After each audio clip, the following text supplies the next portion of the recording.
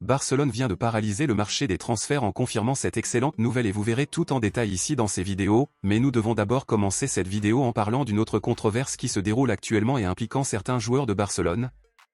Et après vous avoir dit de quoi il s'agit, je veux connaître votre opinion sur le sujet ici dans les commentaires.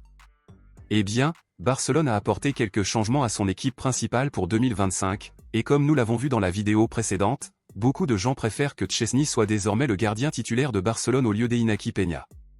Cependant, Chesney n'était pas le seul sujet de discussion ces dernières heures car en ce moment tout le monde veut savoir ce que Hansi Flick fera de la défense du club. Il s'avère que Ronald Araujo a déjà recommencé à jouer normalement, cependant, le duo Íñigo Martínez et Pau Cubarsí sont très adaptés et font du bon travail ensemble depuis le début de la saison, et avec cela, beaucoup veulent savoir qui seront désormais les deux défenseurs titulaires de Barcelone.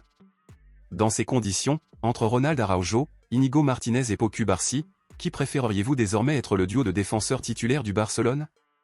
Laissez votre avis ici dans les commentaires. Passons maintenant à l'actualité principale, bombe exclusive de dernière minute. Il a été confirmé aujourd'hui que Barcelone pourrait réaliser de grosses ventes millionnaires à l'Arabie Saoudite, car les Arabes sont fous de deux joueurs du club catalan, et il s'agit du milieu de terrain Frenkie de Jong et du milieu offensif Rafinha.